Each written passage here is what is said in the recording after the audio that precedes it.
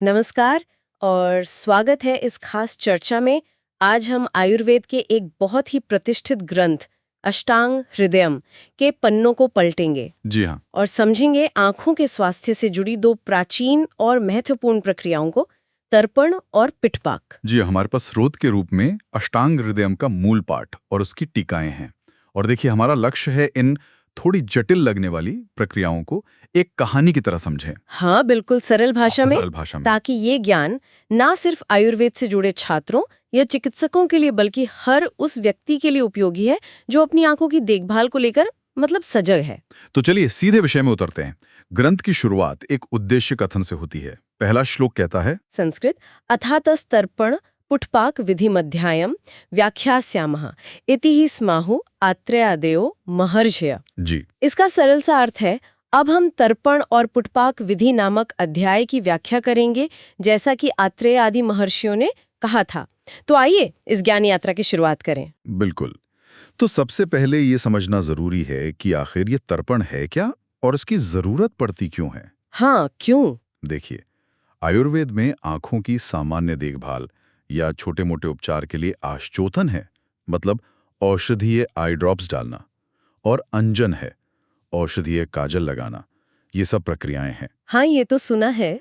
लेकिन कभी कभी इन क्रियाओं के बाद भी या वैसे भी आंखों में कुछ रूखापन सा या थकान या कह लीजिए कमजोरी सी महसूस हो सकती है। अच्छा, तो जैसे कभी सामान्य दवा लेने के बाद भी थोड़ी रिकवरी की जरूरत होती है, शायद वैसा ही कुछ आंखों के साथ भी है। हाँ हाँ, कुछ वैसा ही समझ सकते हैं आप। तो ऐसी स्थितियों में जब आंखों को एक खास तरह के पोषण और बल देने की जरूरत हो, तब तर्पण प्रक्रिया की जाती है। ये एक तरह से आंखों के लिए नरिशमेंट थेरेपी है। अच्छा, एक पोषण उपचार। और किन खास स्थितियों में इसकी सलाह दी जाती है? क्या कुछ बताया है ग्रंथ ने? हाँ, बिल्कुल बताया है। ग्रंथ में कई स्थितियां बताई गई हैं। अगर हम श्लोक 1 और 2 के शुरुआती हिस्से का सार देखें, संस्कृत नयने ताम्यति स्तब्धे शुष्के रूक्षे अभिघातिते वातपित्तातुरे जिह्मे शीर्ण पक्ष्मा विलेक्षणे कृच्छोन्मील शिराहर्ष शिरोत्पात तमुर्जुने सेंदमंथान्यतो वाता वातपर्याय शुक्र कही। तो इसमें आता है कि जब आंखें थक गई हों, ताम्यति, उनमें जकड़न सी हो, स्तब्धे या सूखापन हो, शुष्के रूक्षे रूखापन, हाँ। या कोई चोट लगी हो, अभिघातिते, या फिर वात और पित्त दोषों के असंतुलन से कोई समस्या हो। आयुर्वेद में ये 3 मूल दोष मानते हैं ना, वात पित्त कफ। हाँ हाँ, वात पित्त कफ तो थकान, सूखापन, चोट या इन दोषों का असंतुलन। इनके अलावा भी कुछ है? जी, कुछ और विशिष्ट स्थितियां भी हैं, जैसे पलकों का झड़ना, क्षीण पक्ष्मा, धुंधला दिखना, आविलेक्षणे, आंखों को खोलने में कष्ट होना, मतलब कठिनाई होना, कृच्छोन्मील, या फिर कुछ नेत्र रोग जैसे स्यंद, मंथ, शुक्रक, जिसे हम शायद कॉर्नियल ओपेसिटी जैसा कुछ समझ सकते हैं आज की भाषा में। अच्छा। लेकिन यहाँ एक बहुत जरूरी बात है जो श्लोक के अंत में कही गई है। संस्कृत आतुरे शांत रागाश्र शूल संरंभ दूषके। इसका क्या मतलब हुआ? शांत। इसका अर्थ है कि तर्पण तब करना चाहिए जब रोग की जो तीव्र अवस्था है, जैसे आंखों में बहुत ज्यादा लाली राग हो या लगातार पानी बह रहा हो, अश्रु, तेज दर्द शूल हो, सूजन या जलन संरंभ हो, या गंदगी दूषिका आ रही हो। जब ये सब शांत हो चुका हो, जब आंखों में कोई एक्टिव इन्फेक्शन या बहुत ज्यादा सूजन ना हो, उस स्टेज पर ये पौष्टिक उपचार करना सही है, एक तरह से रिकवरी फेज में। बिल्कुल सही, बिल्कुल। ये रिकवरी और रिजुविनेशन के लिए ज्यादा उपयुक्त है। और हाँ, इसे करने के लिए कुछ तैयारी भी चाहिए होती है। तैयारी? कैसी तैयारी? देखिए, रोगी के शरीर और सिर की शुद्धि हुई हो, यानी आयुर्वेद में जो पंचकर्म की क्रियाएं हैं, जैसे वमन, विरेचन या निस्से, ऐसी शोधन क्रियाएं पहले की गई हों तो बेहतर है। अच्छा। और माहौल भी खास होना चाहिए। श्लोक 3 कहता है, संस्कृत निवाते तर्पणम योज्यम शुद्धयोर मूर्धो कायो त्रि काले साधारणे प्रातः सायं वो तानशाइनः। निवाते मतलब हवा ना हो। हाँ, प्रक्रिया ऐसी जगह करें जहां सीधी हवा न लगे। निवाते मौसम साधारण हो, न बहुत गर्म न बहुत ठंडा, सुबह या शाम का समय अच्छा माना गया है। और रोगी को सीधा लेटाकर उत्तानशयिनः ये क्रिया की जाती है। ठीक है, तैयारी और माहौल समझ आ गया। अब आते हैं मुख्य प्रक्रिया पर। ये होती कैसे असल में? ये सुनने में बड़ा रोचक लग रहा है। हाँ, है तो रोचक। देखिए, जब रोगी आराम से सीधा लेट जाता है तो जौ और उड़द के आटे का, यवमाशमयी कहते हैं उसे। जौ और उड़द। हाँ, उसके गुनगुने पानी से बने लेप से आंखों के चारों ओर मतलब नेत्रगोलक के बाहरी किनारे पर एक गोल घेरा या बांध जैसा बनाते हैं। इसे पाली कहते हैं। श्लोक 4 का पहला भाग यही बताता है। संस्कृत, यवमाशमयीम पालीम नेत्रकोशाद बहिर्समाम द्व्यंगुलोच्चाम दृढ़म कृत्वा। पाली? अच्छा। हाँ, ये पाली लगभग 2 अंगुल ऊंची होनी चाहिए और इतनी मजबूत हो कि उसमें जो औषधीय तरल डालेंगे वो बाहर न बहे। समझ गए। आंखों के चारों तरफ आटे का एक मेडिकेटेड बांध जैसा बना दिया। फिर रोगी आंखें बंद रखता है, नीमीलिते नेत्रे। अब इस पाली के अंदर रोग और रोगी की प्रकृति के अनुसार तैयार किया गया औषधीय घी, सर्पी कहते हैं जिसे। जी, औषधीय घी या कुछ विशेष स्थितियों जैसे रतौंधी नक्तांध्य में वसा का भी प्रयोग बताया है। तो वो भी या वसा धीरे धीरे इस पाली के अंदर डाला जाता है। अच्छा। और डालने से पहले उसे गर्म पानी में रखकर या भाप से पिघलाकर गुनगुना तप्तांबु प्रविलायतम कर लेते हैं। श्लोक 5 और 6 का पहला भाग इसी को साफ करते हैं। संस्कृत, यथा स्वम सिद्धम अवपेत सर्पिर निमिलिते नेत्रे तप्तांबु प्रविलायतम 5 नक्तांध्यवात तिमिर ख्रिष्ट्रो बोधादिके वसाम आपक्ष्माग्रात। हाँ, इसका मतलब है कि घी या वसा इतना डालना है कि पलकों के जो बाल हैं वो उसमें डूब जाएं। अरे वाह, ये तो कल्पना में ऐसा लग रहा है जैसे आंखों के चारों ओर औषधीय घी या वसा का एक छोटा सा गुनगुना तालाब बना दिया गया हो। कितना अनूठा तरीका है ये। इसके बाद क्या होता है? हाँ बिल्कुल, स्नेर डालने के बाद रोगी को धीरे धीरे आंखें खोलने और बंद करने के लिए कहा जाता है। उन्मेषम शनकई कुर्वता। अच्छा, खुलने बंद करने को। जी, इससे क्या होता है कि वो स्नेह आंखों के अंदरूनी हिस्सों तक ठीक से पहुंच जाता है। फिर इसे आंखों में एक निश्चित समय तक रोक कर रखा जाता है और इस समय को आयुर्वेद में मात्रा की इकाई में गिना जाता है। मात्रा? इसका क्या मतलब है और ये समय कितना होता है? देखिए, एक मात्रा का मतलब है लगभग उतना समय जितना पलक झपकाने में लगता है, या फिर एक अक्षर जैसे अ बोलने में लगता है। करीब करीब 1 सेकंड मान सकते हैं हम। अच्छा, 1 सेकंड। हाँ, और स्नेह को कितनी देर रखना है ये रोग पर और आंख के कौन से हिस्से में समस्या है उस पर निर्भर करता है। श्लोक 6 का बाकी हिस्सा और श्लोक 7 और 8 में इसका पूरा ब्यौरा है। संस्कृत, अथोन्मेषम शनकैस्तस्य कुर्वतः छ मात्रा विगणीय तत्र वर्तमसंधि सितासते दृष्टो च क्रमशो व्याधो शतम त्रीणी च पंच च शतानि सप्त च अष्टो च दश मंथे दशानिले पित्ते षट स्वस्थ वृत्ते च बलासे पंचधारियत। बाप रे, इसमें तो काफी गणना है। हाँ, इसका सार ये है कि अवधि अलग अलग स्थितियों के लिए अलग अलग है। ये 100 मात्रा यानी करीब 1.5-2 मिनट से शुरू होती है। फिर आंख के अलग अलग हिस्सों जैसे वर्तम पलक, संधि जोड़, सिता सफेद भाग, असित काला भाग और दृष्टि पुतली के रोगों के अनुसार ये बढ़ते हुए 800 मात्रा तक भी जा सकती हैं। 800 मात्रा? हाँ। काफी देर हुई। जी। और कुछ विशेष रोग है या वात दोष की अधिकता है तो 1000 मात्रा यानी करीब 15-17 मिनट तक भी हो सकती है। अच्छा। स्वस्थ व्यक्ति के लिए या पित्त प्रधान स्थिति में 600 मात्रा और कफ प्रधान स्थिति में 500 मात्रा बताई गई हैं। ये वाकई दिलचस्प है। मतलब हर स्थिति के लिए इतनी सटीकता से समय निर्धारित किया गया है। कमाल है। खैर, जब ये निर्धारित समय पूरा हो जाए तब क्या करते हैं? हाँ, तो जब समय पूरा हो जाता है तो वो जो आटे की पाली बनाई थी उसमें आंख के बाहरी कोने की तरफ, अपांग कहते हैं उसे, वहां एक छोटा सा छेद या रास्ता बनाकर अंदर भरे स्नेह को धीरे से एक बर्तन में निकाल लिया जाता है। अच्छा। फिर आंखों के आसपास के क्षेत्र को साफ कपड़े से या जौ के आटे से पूंछ देते हैं और इसके बाद श्लोक 9 के अनुसार रोगी को औषधीय धूम्रपान करने की सलाह दी जाती है। संस्कृत, कृत्वा पांगे ततो द्वारम स्नेहम पात्रे निगालेत पिबेच्च धूमम नेक्षित व्योम रूपम च भास्वरम 9। पिबेच्च धूमम, धूम्रपान करें। आंखों के उपचार के बाद ये थोड़ा एतनो है, मतलब अजीब सा लगा। इसका कोई खास कारण बताया गया है? हाँ, बताया है। इसका कारण ये माना जाता है कि स्नेह यानी घी या वसा के प्रयोग से शरीर में कफ दोष थोड़ा बढ़ सकता है, खासकर आंखों और सिर के क्षेत्र में। अच्छा, कफ बढ़ सकता है। हाँ, तो धूम्रपान उस संभावित बढ़े हुए कफ को शांत करने में मदद करता है। और एक और सावधानी भी बताई गई है, प्रक्रिया के तुरंत बाद आकाश, व्योम या किसी भी तेज चमकदार चीज रूपम च भास्वरम को नहीं देखना चाहिए। आंखों को आराम देना है। समझ गई। अच्छा, और क्या ये प्रक्रिया रोज करनी होती है या कभी-कभी? ये भी दोष की स्थिति पर निर्भर करता है। श्लोक 10 कहता है, संस्कृत, इत्थम प्रतिदिनम वायु पित्ते त्वेकांतरम कफे स्वस्थे च ह्यंतरम दद्याता तृप्तेरिति योजियेत। अच्छा। यानी वात प्रधान रोगों में रोज प्रतिदिनम वायु, पित्त प्रधान रोगों में एक दिन छोड़कर एकांतरम पित्ते, और कफ प्रधान रोगों या अगर कोई स्वस्थ व्यक्ति रोकथाम के लिए कर रहा है तो 2 दिन छोड़कर द्विअंतरम कफे स्वस्थे करनी चाहिए। और ये तब तक करनी है जब तक आंखों में तृप्ति के लक्षण ना आ जाएं। आतृप्ते रीति योजेत। तृप्ति, ये शब्द पहले भी आया था। इसका क्या मतलब है यहाँ? कैसे पता चलता है कि आंखें तृप्त या संतुष्ट हो गई हैं? इसके भी बड़े स्पष्ट लक्षण बताए गए हैं श्लोक 11 में। संस्कृत, प्रकाश क्षमता स्वास्थ्यम विशदम लघुलोचनम तृप्ते विपर्ययो अतृप्ते अतितृप्ते श्लेषमुजा रुजः।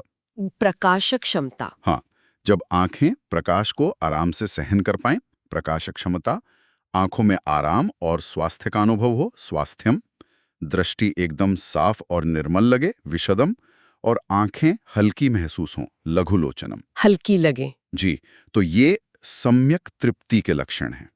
मतलब उपचार सही हुआ है, आंखों को पोषण मिल गया है। तो ये तृप्ति सिर्फ महसूस होने वाली बात नहीं है, बल्कि इसके बाकायदा शारीरिक लक्षण हैं जिनसे पता चलता है कि आंखों को वाकई फायदा हुआ है। बिल्कुल, बिल्कुल।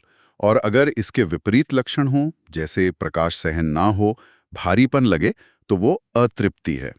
मतलब उपचार अभी पूरा नहीं हुआ या अपर्याप्त है। और ज्यादा हो जाए तो? हाँ, अगर उपचार जरूरत से ज्यादा हो जाए, अतितृप्ति, तो फिर कफ बढ़ने के लक्षण दिख सकते हैं, जैसे आंखों में खुजली, भारीपन, चिपचिपाहट, श्लेष्मजा रुजः। अच्छा, तो ये तर्पण एक गहरी पोषण प्रक्रिया हुई जो थकी, सूखी या रोग से उभर रही आंखों को आराम और पोषण देती है।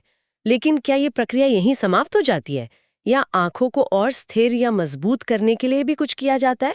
क्योंकि आपने कहा था कि तर्पण के बाद थोड़ी क्लांति या अस्थिरता आ सकती है। आपने बिल्कुल सही सवाल पूछा। हाँ, आयुर्वेद का दृष्टिकोण बहुत समग्र है। ग्रंथ आगे कहता है, जैसा आपने याद दिलाया, कि जैसे सामान्य रूप से घी या तेल पीने, जिसे स्नेहपान कहते हैं, उसके बाद शरीर थोड़ा शिथिल या क्लांत, मतलब थका हुआ सा महसूस कर सकता है। हाँ, करता है। वैसे ही तर्पण, जो एक तरह से आंखों का स्नेहपान है, उसके बाद दृष्टि यानी देखने की शक्ति भी कुछ क्लांत या अस्थिर सी महसूस कर सकती है। श्लोक 12 यही कहता है। संस्कृत, स्नेह पीता तनूरिव क्लांता दृष्टिर्हि सीदति तर्पणानंतरम तस्मादृग बलाधान कारिणम 12 पुष्पाकम प्रयुंजीत पूर्वोक्तिष्वे एव यक्ष्मसु। दृग बलाधान कारिण्यम, दृष्टि को बल देने वाला। बिल्कुल, इसलिए तर्पण से जो पोषण मिला उसे स्थिर करने और दृष्टि को बल दृग्बलाधान कारिणम प्रदान करने के लिए तर्पण के बाद पुटपाक नाम की एक प्रक्रिया करने का विधान है। पुटपाक, अच्छा। हाँ, और ये भी उन्हीं रोगों में की जाती है जिनमें तर्पण बताया गया है। तो ये है पूरी प्रक्रिया का दूसरा महत्वपूर्ण चरण, पुटपाक, जो तर्पण के फायदों को एक तरह से लॉक करता है और आंखों को मजबूती देता है। क्या इसके भी अलग-अलग प्रकार हैं, जैसे तर्पण की जरूरत अलग-अलग स्थितियों में थी? हाँ, बिल्कुल। उद्देश्य और दोष की स्थिति के अनुसार पुटपाक के भी मुख्य रूप से 3 प्रकार बताए गए हैं। श्लोक 13 और 14 का पहला भाग देखिए। संस्कृत, सवाते स्नेहनः श्लेष्म सहिते लेखनो हितः दृग दौर्बल्ये अनिले पित्ते रक्ते स्वस्थे प्रसादना। स्नेहन लेखन प्रसादन। जी, पहला है स्नेहन पुटपाक। ये पोषण देने वाला है, नरिशिंग कह सकते हैं, खासकर वात दोष या रूखेपन की स्थिति में। दूसरा है लेखन पुटपाक। ये शोधन करने वाला या खुरचने वाला, स्क्रैपिंग या क्लेंजिंग जैसा एक्शन है। ये तब करते हैं जब वात के साथ कफ दोष भी जुड़ा हो, जैसे आंखों में चिपचिपाहट या भारीपन हो। अच्छा, लेखन मतलब सफाई जैसा। हाँ, कुछ वैसा। और तीसरा है प्रसाधन पुटपाक। इसे रोपण पुटपाक भी कहते हैं। ये आंखों को निर्मल, शांत और स्वस्थ करने वाला है।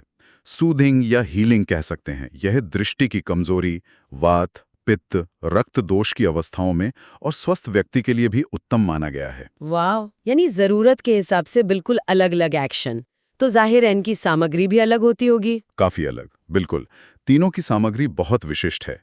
अगर हम श्लोक 14 से 17 तक का सार देखें तो स्नेहन के लिए मुख्य रूप से पौष्टिक चीजें हैं, जैसे कुछ खास जानवरों की चर्बी, मज्जा, वसा, मांस और साथ में जीवनीय गण की औषधियां।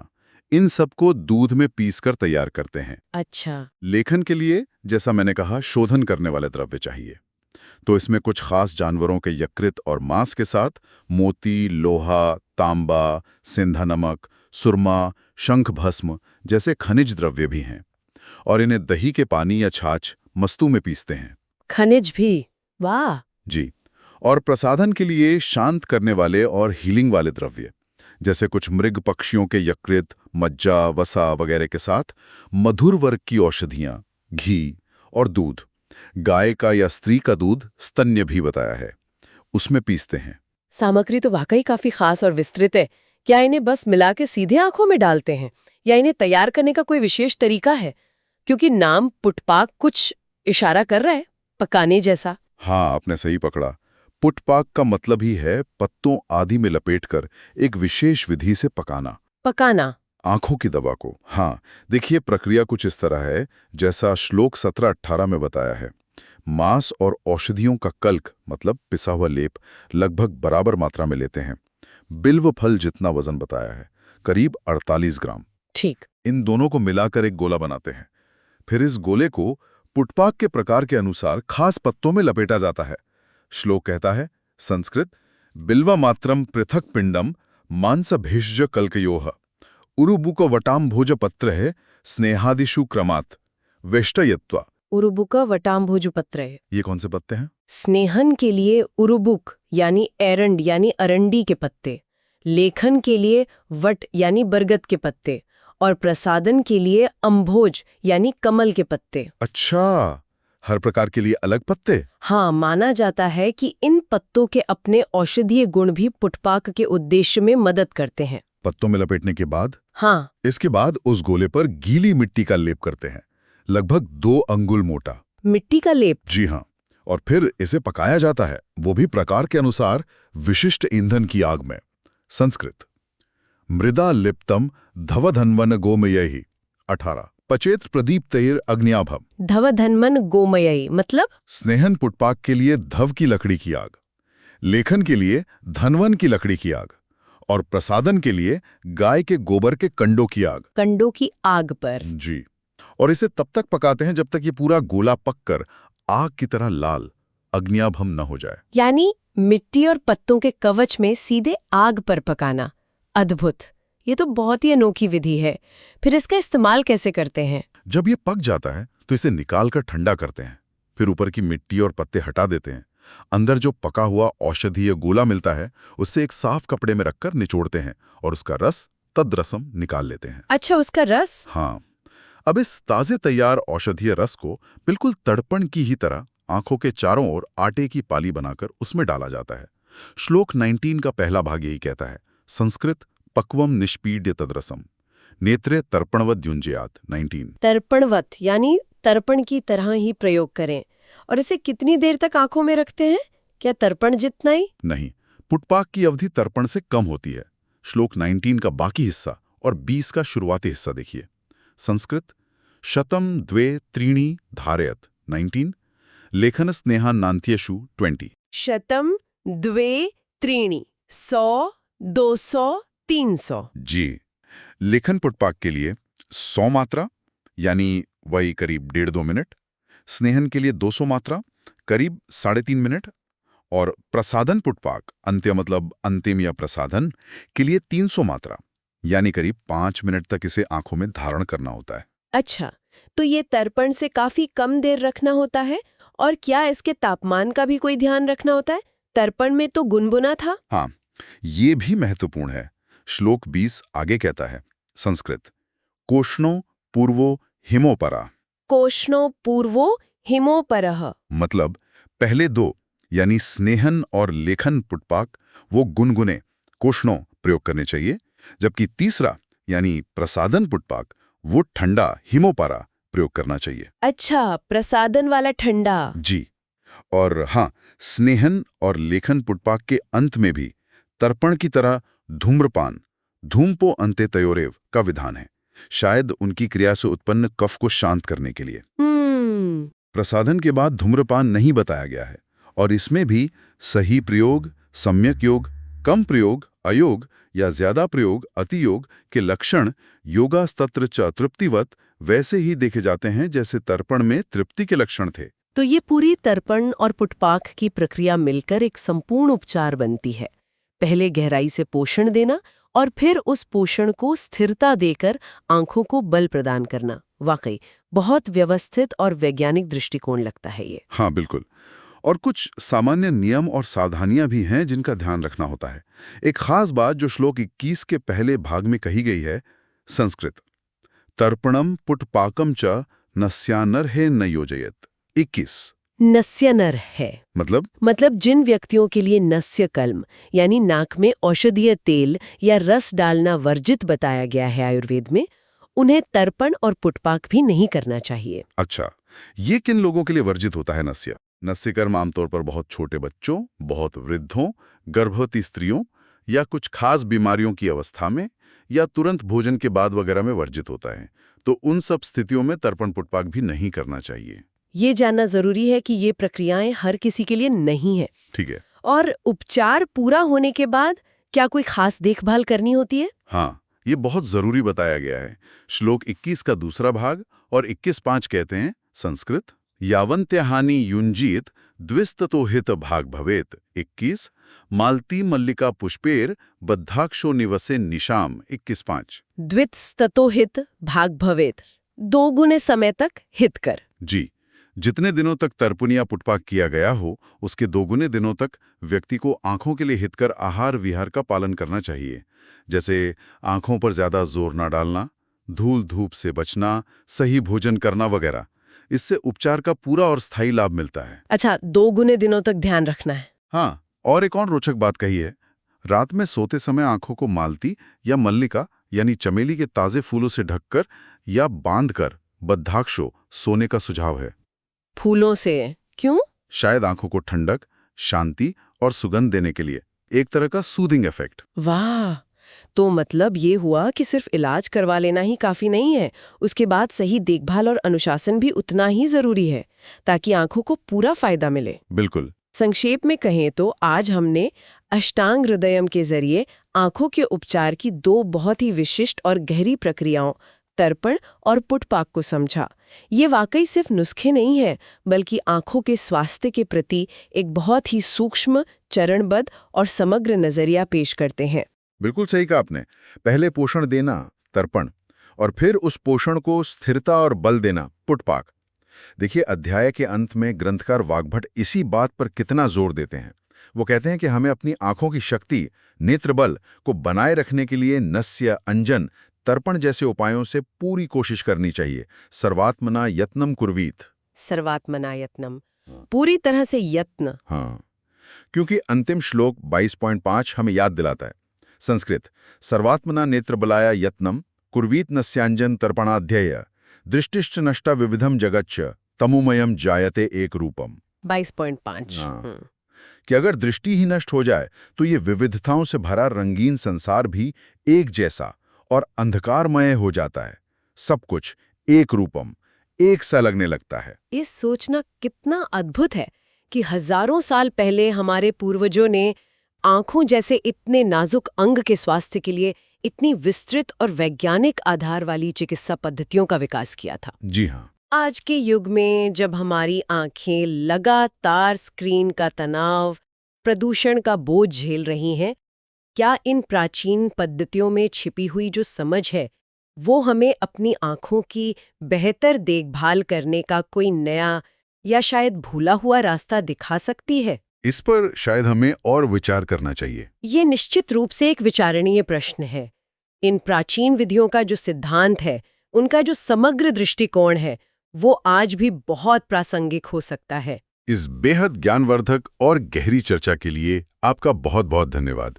उम्मीद है ये जानकारी हमारे श्रोताओं के लिए उपयोगी होगी और उन्हें अपनी इस अनमोल दृष्टि की देखभाल के लिए जरूर प्रेरित करेगी। धन्यवाद। अगली बार फिर मिलेंगे एक नए विषय के साथ, इसी तरह की गहरी पड़ताल करने के लिए। नमस्कार।